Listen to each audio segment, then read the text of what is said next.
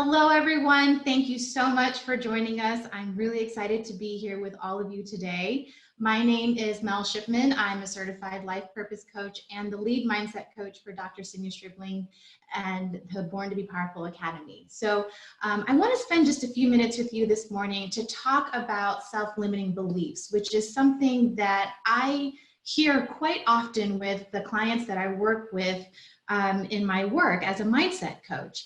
And I just want to go over how our core belief system has shaped the decisions that we've made, how it shapes the decisions that we don't make, and what can we do to remove those beliefs that no longer serve us, even if they're good ones. So the first thing I want to do is share a quote with you by Gandhi, actually. And I love this quote because he says that your beliefs become your thoughts, and your thoughts become your words become your actions become your habits become your values, and your values become your destiny. And what's so great about this quote is that Gandhi literally chronicles the progression and the process and the power of thought, and how everything that we see in this world, whether it's out there in the world or in our own individual worlds, really comes from what we think to be true in our minds. So let's talk a little bit about what our belief system is in general. So you may know that between the ages of 0 and 8, in those formative childhood years, that's actually when our core belief system gets formed. So any sort of repeated experiences, maybe even some sort of traumatic or monumental experience, anything that happened in those initial 8 years really shapes our perception of the world, of ourselves, and our relation to the world. And so over the course of time, as a person begins to develop, that core belief system gets added onto. Some things might be taken out of it, but it also gets tested for many, many years to see whether or not you still believe those things to be true about yourself and of the world. So by the time you're in your mid-20s or maybe early 30s, you have a very firmly established sense of who you believe you are and what you believe is right and wrong about the world. So when you think about the impact of what our belief system has, it really does a lot of things. For example, it can help you define what you believe to be good, bad, right, wrong, what's true, and what's possible. It can help you decide the decisions that you end up making in your life. It can shape your character. It can affect the relationships that you have and how you show up in your relationships. But as a life purpose coach, one of the things that I emphasize is that your belief system can either harness or hijack your passion. So when you talk about those dreams you might have, that thing you want to go after, that life you want to create for yourself or your family, a lot of that is actually based on what you believe to be possible. So let's talk then about what self-limiting beliefs are. And to me, the way that I define self-limiting beliefs is that they are assumptions or perceptions that you have about yourself that hold you back from what you believe you are capable of achieving.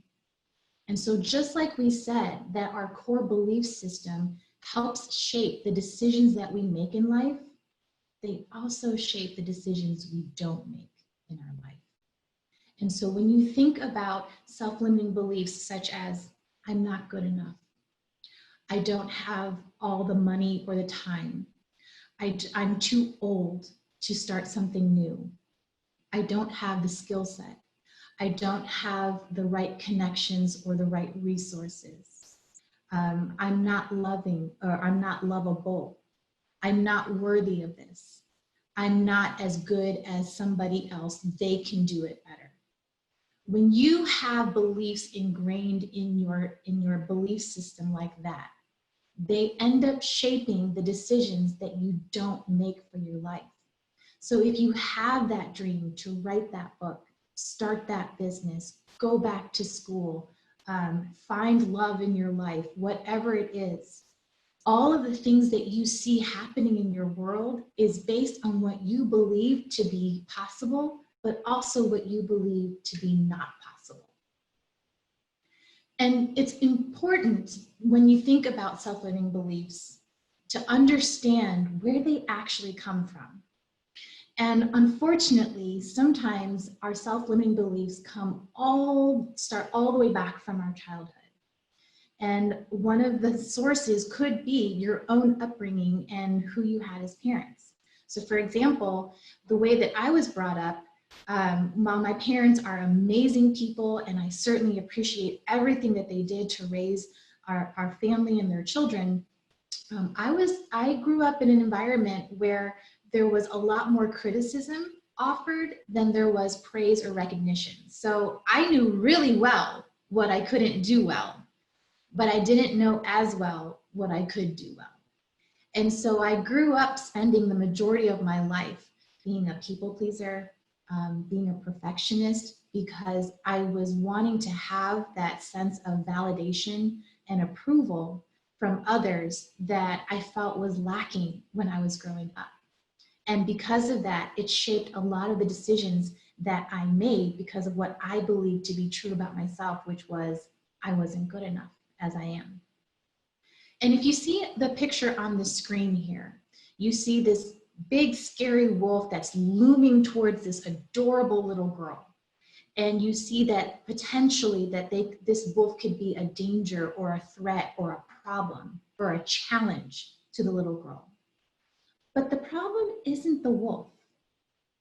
It's actually the little girl taking a picture of her challenge. Because sometimes our self-limiting beliefs come from moments that we have had in our lives, and the perception and the message that we take away from those moments, such as when you felt that you messed something up, you made a bad decision, you failed somehow. The message that we walk away from that moment, what we do is we take a picture of it, we store it in our memory, and it becomes part of the mental mixtape that we listen to every single day when we wake up and when we go to sleep. And so you really need to pay attention to all of the things that you feel are in your mind to be true about yourself, and figure out what exactly have you been taking pictures of in your mind to remember what you believe to be true about yourself. So when I talk about this with my clients, they're always like, okay, Coach Mel, well, what exactly do I do to get rid of these self-limiting beliefs? Because obviously they're not working for me, and they're making me really afraid to venture out and be brave and take that risk and do what it is that I really want to do with my life. And so here's some things that I recommend for my clients to begin doing. The first step is to identify the point of origin. You really have to understand where your self-limiting belief originated from. Who or what experience told you what you believe to be true about yourself? If you aren't good enough, if you'll never make it, if you'll never have the life that you want, if you are not capable of going after that big thing.